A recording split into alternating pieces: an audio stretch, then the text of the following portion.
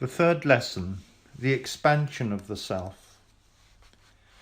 In the first two lessons of this course, we have endeavoured to bring to the candidate a realization in consciousness of the reality of the I, and to enable him to distinguish between the self and its sheaths, physical and mental. In the present lesson, we will call your attention to the relationship of the I to the universal I, and will endeavour to give him an idea of a greater, grander self, transcending personality and the little self that we are so apt to regard as the I. The keynote of this lesson will be the oneness of all, and all of its teachings will be directed toward awakening a realization in consciousness of that great truth. But we wish to impress upon the mind of the candidate that we are not teaching him that he is the Absolute. We are not teaching the I am God belief, which we consider to be erroneous and misleading, and a perversion of the original yogi teachings. This false teaching has taken possession of many of the Hindu teachers and people, and with it accompanying teaching of Maya, or the complete illusion or non-existence of the universe, has reduced millions of people to a passive negative mental condition, which undoubtedly is retarding their progress.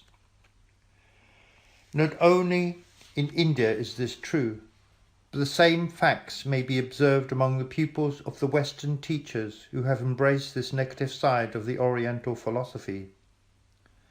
Such people confound the absolute and the relative aspects of the one, and, being unable to reconcile the facts of life and the universe with their theories of the I am God, they are driven to the desperate expedient of boldly denying the universe and declaring it to be all an illusion or Maya. You will have no trouble in distinguishing the pupils of the teachers holding this view. They will be found to exhibit the most negative mental condition, a natural result of absorbing the constant suggestion of nothingness, the gospel of negation. In marked contrast to the mental condition of the students, however, will be observed the mental attitude of the teachers, who are almost uniformly examples of vital, positive mental force, capable of hurling their teaching into the minds of the pupils, of driving in their statements by the force of an awakened will. The teacher, as a rule, has awakened to a sense of the I consciousness and really develops the same by his I am God attitude, because by holding this mental attitude, he is enabled to throw off the influence of the sheaths of the lower mental principles, and the light of the self shows forth fiercely and strongly, sometimes to such an extent that it fairly scorches the mentality of the less advanced pupils. But notwithstanding this awakened I consciousness, the teacher is handicapped by his intellectual misconception and befogging metaphysics, and is unable to impart the I consciousness to his pupils, and instead of raising them up to shine with equal splendour with himself, he really forces them into a shadow by reason of his teachings.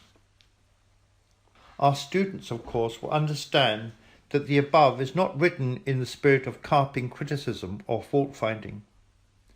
We hold no such mental attitude, and indeed could not if we remain true to our conception of truth.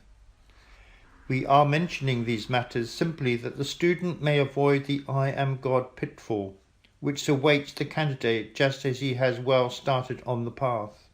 It would not be such a serious matter if it were merely a question of faulty metaphysics, for that would straighten itself out in time. But it is far more serious than this, for the teaching inevitably leads to the accompanying teaching that all is illusion or Maya, and that life is but a dream, a false thing, a lie, a nightmare, that the journey along the path is but an illusion, that everything is nothing, that there is no soul, that you are God in disguise, and that he is fooling himself in making believe that he is you, that life is but a divine masquerade or sleight of hand performance, that you are God, but that you, God, are fooling yourself, God, in order to amuse yourself, God. Is not this horrible?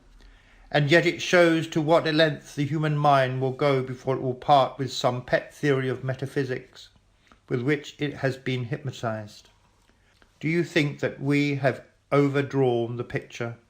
Then read some of the teachings of these schools of Oriental philosophy, or listen to some of the more radical of the Western teachers preaching this philosophy. The majority of the latter lack the courage of the Hindu teachers in carrying their theories to a logical conclusion, and consequently they veil their teachings with metaphysical subtlety. But a few of them are more courageous and come out into the open and preach their doctrine in full. Some of the modern Western teachers of this philosophy explain matters by saying that God is masquerading as different forms of life, including man, in order that he may gain the experience resulting therefrom.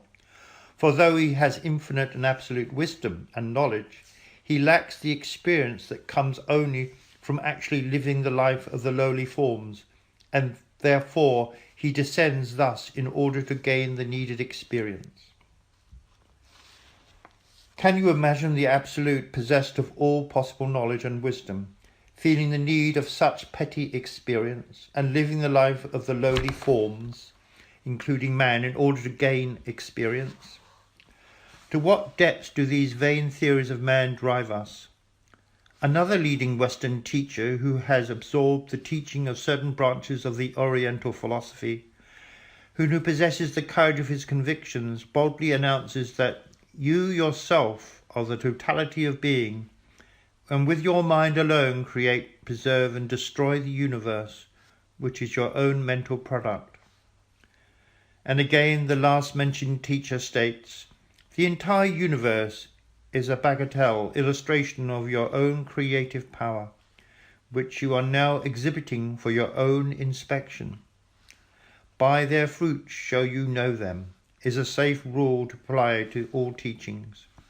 The philosophy that teaches that the universe is an illusion perpetrated by you, God, to amuse, entertain, or fool yourself, God, can have but one result, and that is the conclusion that everything is nothing, and all that it is necessary to do is to sit down, fold your hands, and enjoy the divine exhibition of legerdemain that you are performing for your own entertainment. And then, when the show is over, return to your state of conscious Godhead, and recall with smiles the pleasant memories of the conjure show that you created to fool yourself with during several billions of ages. That is what it amounts to, and the result is that those accepting this philosophy, thrust upon them by forceful teachers, and knowing in their hearts that they are not God, but absorbing the suggestion of nothingness, are driven into a state of mental apathy and negativeness, the soul sinking into a stupor from which it may not be roused for a long period of time. We wish you to avoid confounding our teaching with this just mentioned. We wish to teach you that you are a real being, not God himself, but a manifestation of him who is the Absolute. You are a child of the Absolute, if you prefer the term, possessed of the divine heritage, and whose mission is to unfold qualities which are your inheritances from your parent. Do not make the great mistake of confounding the relative with the absolute.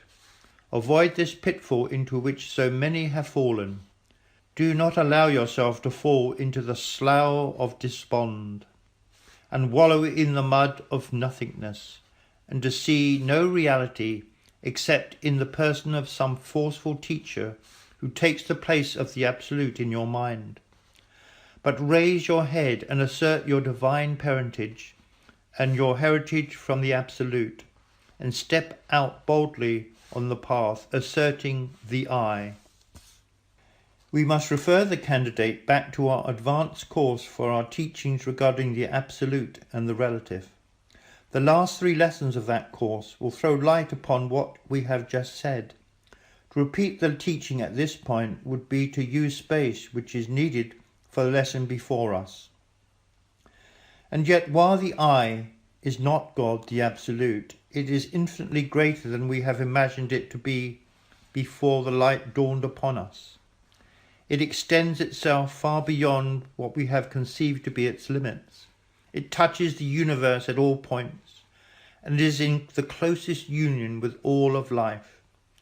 It is in the closest touch with all that has emanated from the Absolute, all the world of relativity. And while it faces the relative universe, it has its roots in the Absolute, and draws nourishment therefrom, just as does the babe in the womb obtain nourishment from the mother. It is verily a manifestation of God, and God's very essence is in it. Surely this is almost as high a statement as the I am God of the teachers just mentioned, and yet how different. Let us consider the teaching in detail in this lesson, and in portions of others to follow. Let us begin with a consideration of the instruments of the ego, and the material with which and through which the ego works. Let us realize that the physical body of man is identical in substance with all other forms of matter, and that its atoms are continually changing and being replaced, the material being drawn from the great storehouse of matter. And there is a oneness of matter underlying all apparent differences of form and substance. And let us realize that the vital energy or prana that man uses in his life work is but a portion of that great universal energy which permeates everything and everywhere, the portion being used by us at any particular moment, being drawn from the universal supply, and again passing out from us into the great ocean of force or energy. And then let us realize that even the mind, which is so close to the real self that it is often mistaken for it, even that wonderful thing, thought, is but a portion of the universal mind, the highest emanation of the Absolute beneath the plane of spirit, and that the mind, substance or chitta, that we are using this moment is not ours separately and distinctly, but is simply a portion from a great universal supply, which is constant and unchangeable. Let us then realize that even this thing that we feel pulsing within us, that which is so closely bound up with the spirit as to be almost inseparable from it, that which we call life, is but a bit of that great life principle that pervades the universe, and which cannot be added to nor subtracted from. When we have realized these things, and have begun to feel our relation in these particulars to the one great emanation of the Absolute, then we may begin to grasp the idea of the oneness of spirit, and the relation of the I to every other I, and the merging of the self into the one great self, which is not the extinction of individuality, as some have supposed, but the enlargement and extension of the individual consciousness until it takes in the whole. In lessons 10 and 11 of the advanced course, we called up your attention to the yogi teachings concerning akasha or matter, and showed you that all forms of what we know as matter are but different forms of manifestation of the principle called akasha, or as the Western scientists call it, ether. This ether or akasha is the finest, thinnest and most tenuous form of matter. In fact, it is matter in its ultimate or fundamental form, the different forms of what we call matter being but manifestations of this akasha or ether, the apparent difference resulting from different rates of vibration, etc. We mention this fact here merely to bring clearly before your mind the fact of the universality of matter, to the end that you may realize that each and every particle of your physical body is but a portion of this great principle of the universe, fresh from the great storehouse, and just about returning to it again, for the atoms of the body are constantly changing. That which appears as your flesh today may have been part of a plant a few days before, and may be part of some other living thing a few days hence. Constant change is going on, and what is yours today was someone else's yesterday, and still another's tomorrow. You do not own one atom of matter personally. It is all a part of the common supply, the stream flowing through you and through all life, on and on forever. And so it is with the vital energy that you are using every moment of your life. You are constantly drawing upon the great supply of prana, then using what is given you, allowing the force to pass on to assume some other form. It is the property of all, and all you can do is use what you need and allow it to pass on. There is but one force or energy, and that is to be found everywhere at all times. And even the great principle, mind substance, is under the same law. It is hard for us to realize this. We are so apt to think of our mental operations as distinctly our own, something that belongs to us personally, that it is difficult for us to realize that mind substance is a universal principle just as matter and energy, and that we are but drawing upon the universal supply in our mental operations. And more than this, the particular portion of mind substance that we are using, though separated from the mind substance used by other individuals by a thin wall of the very finest kind of matter, is really in touch with the other apparently separated minds, and with the universal mind of which it forms a part. Just as is the matter of which our physical bodies are composed really in touch with all matter, and just as is the vital force used by us really in touch with all energy, so is our mind substance really in touch with all mind substance. It is as if the ego in its progress were moving through great oceans of matter, energy or mind substance, making use of that of each which is needed and which immediately surrounded it, and leaving each behind as it moved on through the great volume of the ocean. This illustration is clumsy, but it may bring to your consciousness a realization that the ego is the only thing that is really yours, unchangeable and unaltered, that all the rest is merely that portion of the universal supply that you draw to yourself for the wants of the moment. It may also bring more clearly before your mind the great unity of things, may enable you to see things as a whole rather than as separated parts. Remember, you, the I, are the only real thing about and around you.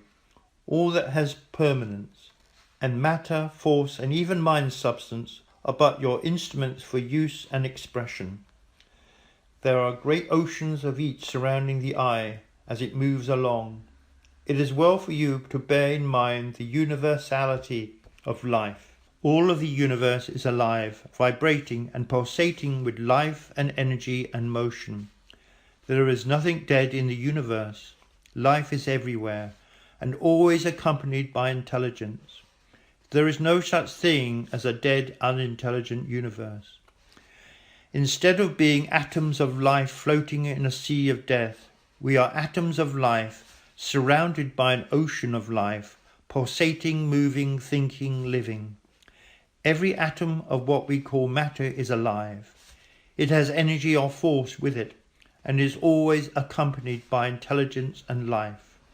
Look around us as we will, at the animal world, at the plant world, yes, even at the world of minerals, and we see life, life, life, all alive and having intelligence.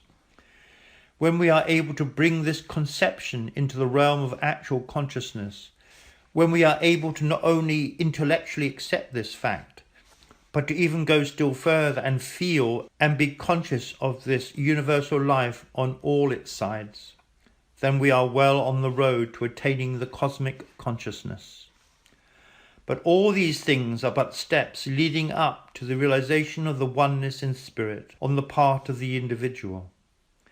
Gradually there dawns upon him the realization there is a unity in the manifestation of spirit from the Absolute, a unity with itself and a union with the Absolute. All this manifestation of spirit on the part of the Absolute, all this begetting of divine children, was in the nature of a single act rather than a series of acts.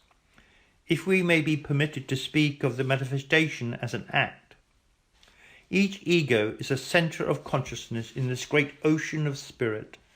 Each is a real self, apparently separate from the others and from its source, but the separation is only apparent in both cases, for there is the closest bond of union between the egos of the universe of universes. Each is knit to the other in the closest bond of union, and each is still attached to the Absolute by spiritual filaments, if we may use the term. In time we shall grow more conscious of this mutual relationship, as the sheaths are outgrown and cast aside, and in the end we will be withdrawn into the Absolute, shall return to the mansion of the Father. It is of the highest importance to the developing soul to unfold into realization of this relationship and unity. For when this conception is once fully established, the soul is enabled to rise above certain of the lower planes and is free from the operation of certain laws that bind the undeveloped soul. Therefore the yogi teachers are constantly leading the candidates toward this goal, first by this path and then by that one, giving them different glimpses of the desired point until finally the student finds a path best fitted for his feet, and he moves along straight to the mark, and throwing aside the confining bonds that have proved so irksome, he cries aloud for joy at his new-found freedom. The following exercises and mental drills are intended to aid the candidate in his work of growing into a realization of his relationship with the whole of life and being. Mental drill 1. Read over what we have said in the advanced course regarding the principle known as matter. Realize that all matter is one at the last, that the real underlying substance of matter is akasha or ether, and that all the varying forms evident to our senses are but modifications and grosser forms of that underlying principle. Realize that by known chemical processes, all forms of matter known to us, or rather all combinations resulting in forms, may be resolved into their original elements, that these elements are merely akasha in different states of vibration. Let the idea of oneness of the visible universe sink deeply into your mind until it becomes fixed there. The erroneous conception of diversity in the material world must be replaced by the consciousness of unity, oneness at the last, in spite of the appearance of variety and manifold forms. You must grow to see behind the world of forms of matter, and see the principle of matter, akasha or ether, back of, within and under it all. You must grow to feel this, as well as to intellectually see it. 2. Meditate over the last mentioned truths, and then follow the matter still further. Read what we have said in the advanced course, lesson 11, about the last analysis of matter, showing it fading away into force or energy until the dividing line is lost, and matter merges into energy or force, showing them both to be but the same thing, matter being a grosser form of energy or force. This idea should be impressed upon the understanding, in order that the complete edifice of the knowing of the oneness may be complete in all its parts. 3. Then read the advanced lessons about energy or force in the oneness underlying its various manifestations. Consider how one form of energy may be transformed into another, and so on around the circle, the one principle producing the entire chain of appearances. Realize that the energy within you by which you move and act is but one of the forms of this great principle of energy with which the universe is filled, and that you may draw to you the required energy from the great universal supply. But above all, endeavour to grasp the idea of the oneness pervading the world of energy or force or motion. See it in its entirety rather than its apparent separateness. These steps may appear somewhat tedious and useless, but take our word for it, they are all helps in fitting the mind to grasp the idea of the oneness of all. Each step is important and renders the next higher one more easily attained. In this mental drill, it will be well to mentally picture the universe in perpetual motion. Everything is in motion. All matter is moving and changing its forms and manifesting the energy within it. Suns and worlds rush through space, their particles constantly changing and moving. Chemical composition and decomposition is constant and unceasing. Everywhere the work of building up and breaking down is going on. New combinations of atoms and worlds are constantly being formed and dissolved. And after considering this oneness of the principle of energy, reflect that through all these changes of form, the ego, the real self, you, stand unchanged and unharmed, eternal, invincible, indestructible, invulnerable, real, and constant among this changing world of forms and force. You are above it all, and it revolves around and about you. Spirit. 4. Read what we have said in the advanced course about force or energy shading into mind substance, which is its parent. Realize that mind is back of all this great exhibition of energy and force that you have been considering. Then will you be ready to consider the oneness of mind. 5. Read what we have said in the advanced lessons about mind substance. Realize that there is a great world of mind substance or universal mind which is at the disposal of the ego. All thought is the product of the ego's use of this mind substance, its tool and instrument. Realize that this ocean of mind is entire and whole, and that the ego may draw freely from it. Realize that you have this great ocean of mind at your command when you can unfold sufficiently to use it. Realize that mind is back of and underneath all of the world of form and names and action, and that in that sense all is mind, although still higher in the scale than even mind are you, the real self, the ego, the manifestation of the Absolute. 6. Realize your identity with and relationship to all of life. Look around you at life in all its forms, from the lowest to the highest, all being exhibitions of the great principle of life in operation along different stages of the path. Scorn not the humblest forms, but look behind the form and see the reality, life. Feel yourself a part of the great universal life. Let your thoughts sink to the depths of the ocean and realize your kinship with the life back of the forms dwelling there.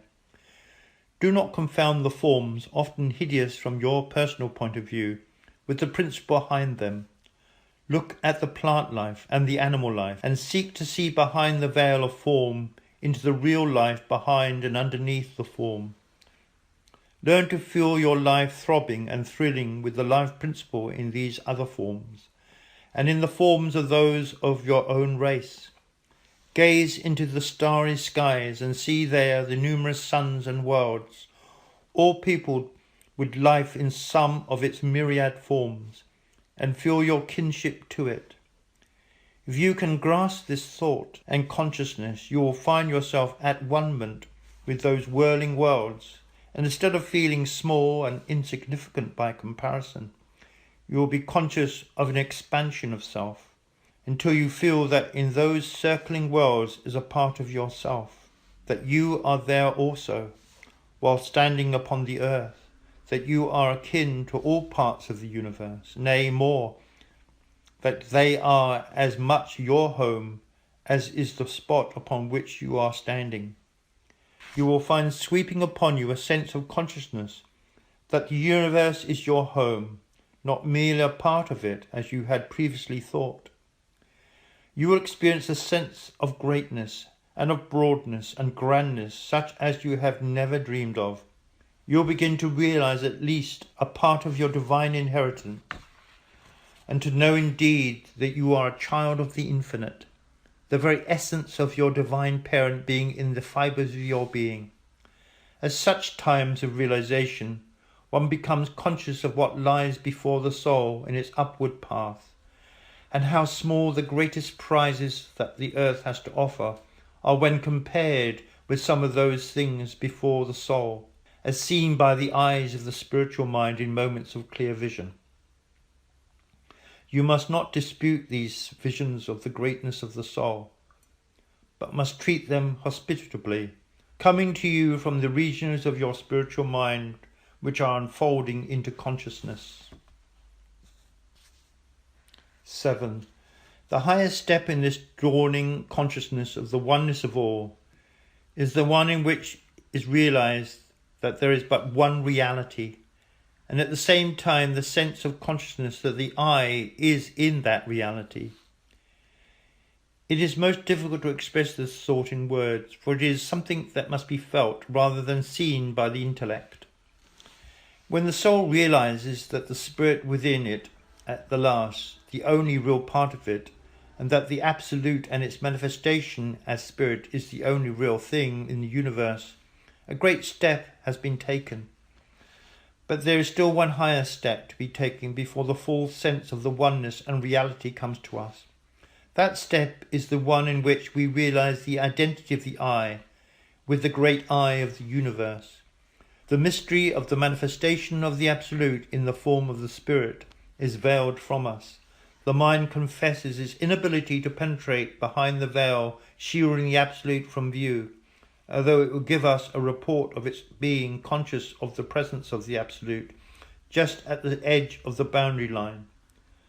But the highest region of the spiritual mind, when explored by the advanced souls who are well along the path, reports that it sees beyond the apparent separation of spirit from spirit, and realizes that there is but one reality of spirit, that all the eyes are really but different views of that one, centers of consciousness upon the surface of the great I, the center of which is the Absolute itself.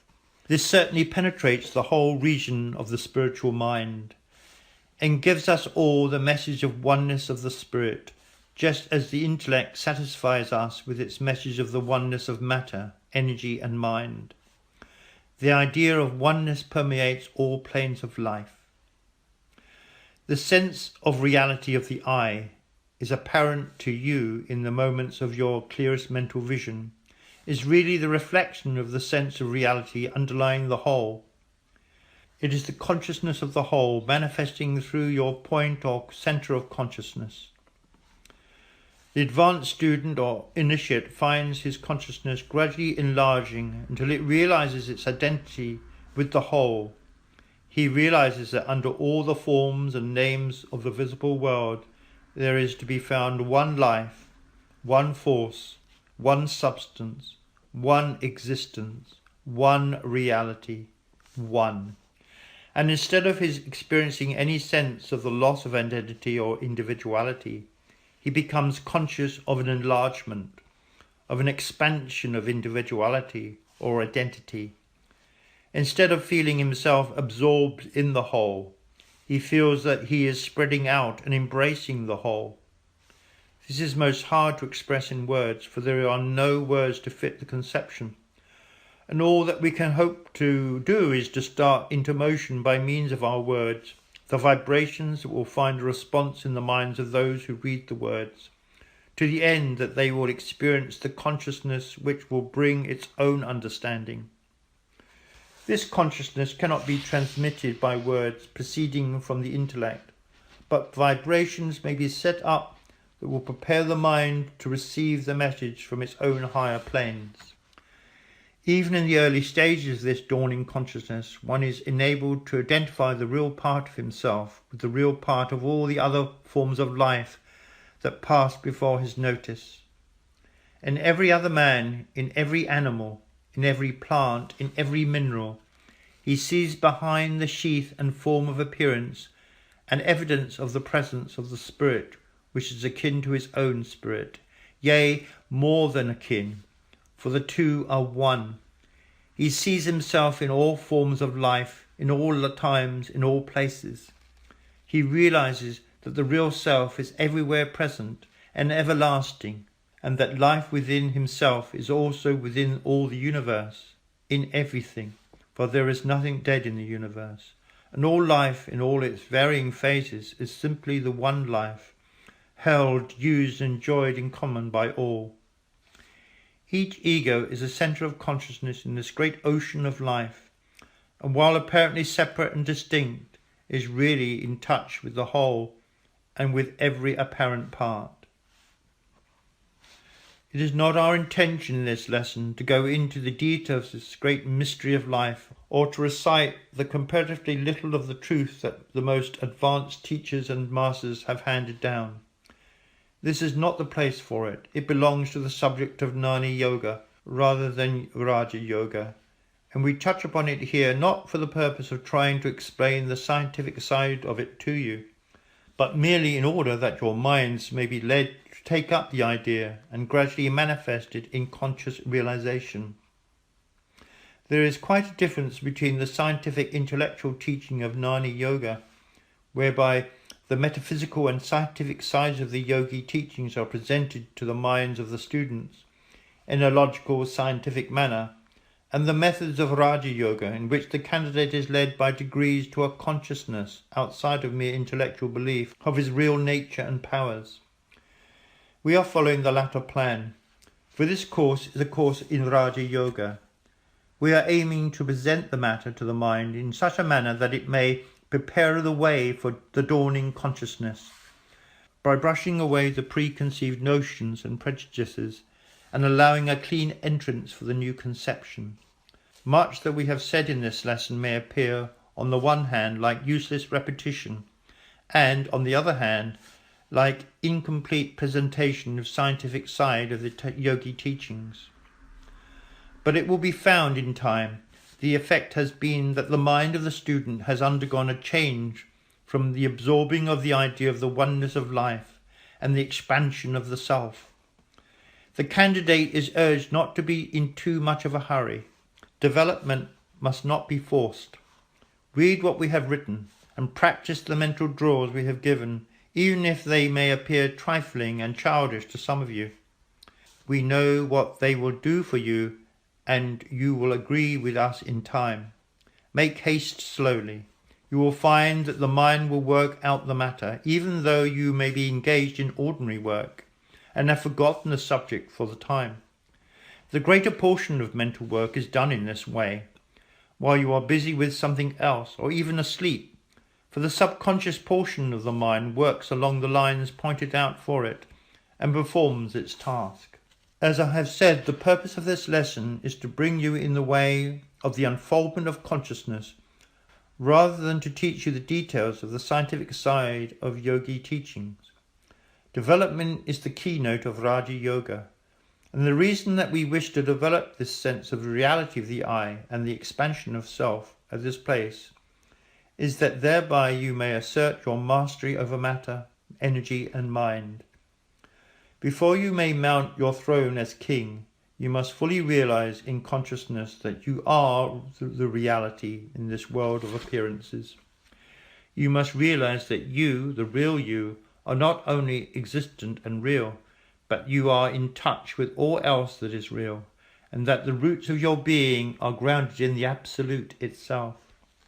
You must realize that instead of being a separate atom of reality, isolated and fixed in a narrow space, you are a center of consciousness in the whole of reality, and that the universe of universes is your home, that your center of consciousness might be moved on to a point trillions of miles from the earth, which distance would be as nothing in space, and still you, the awakened soul, would be just as much at home there as here, that even while you are here, your influence extends far out into space.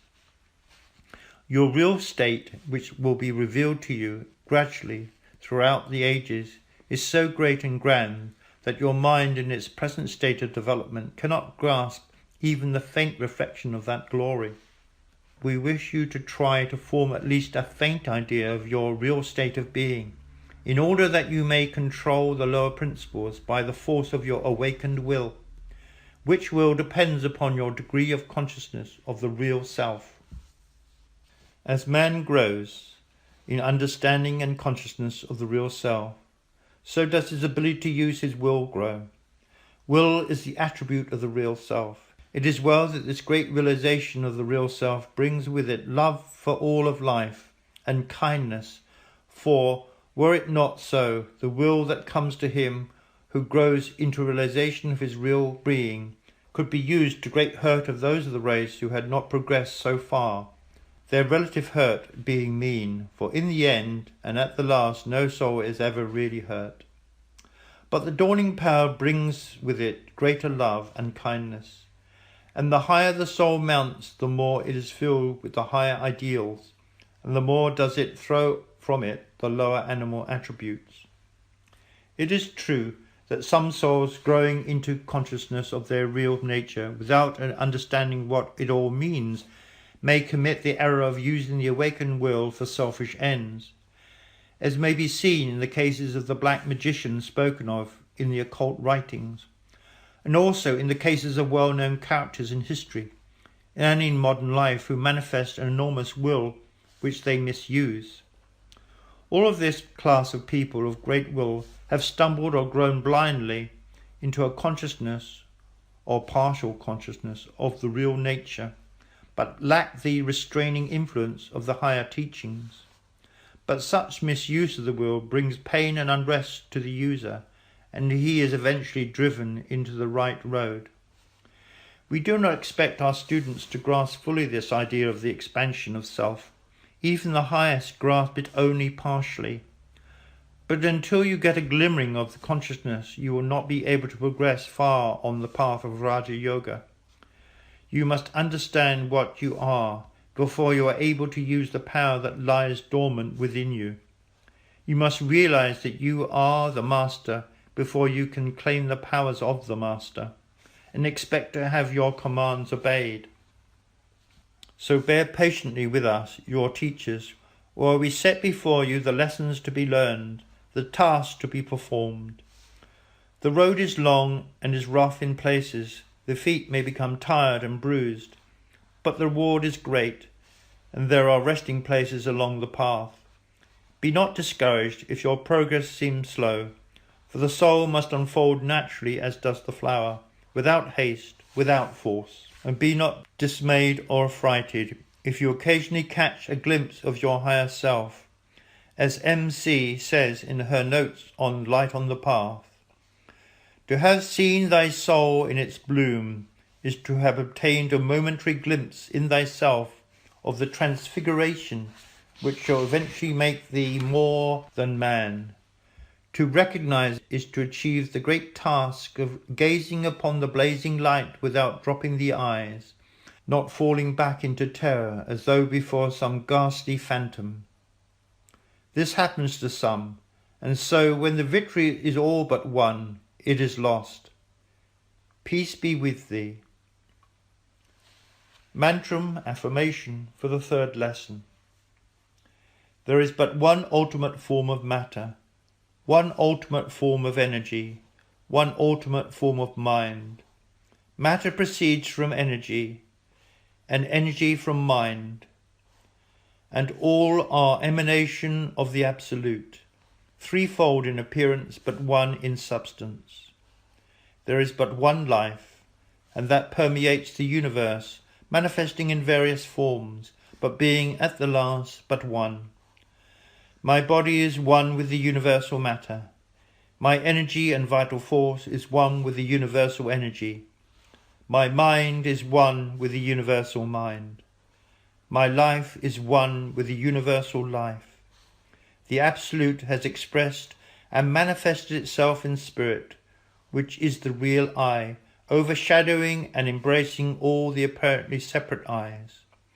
I feel my identity with spirit and realize the oneness of all reality. I feel my unity with all spirit and my union through spirit with the Absolute. I realize that I am an expression and manifestation of the Absolute, and that its very essence is within me. I am filled with divine love. I am filled with divine power. I am filled with divine wisdom. I am conscious of identity in spirit, in substance, and in nature with the one reality.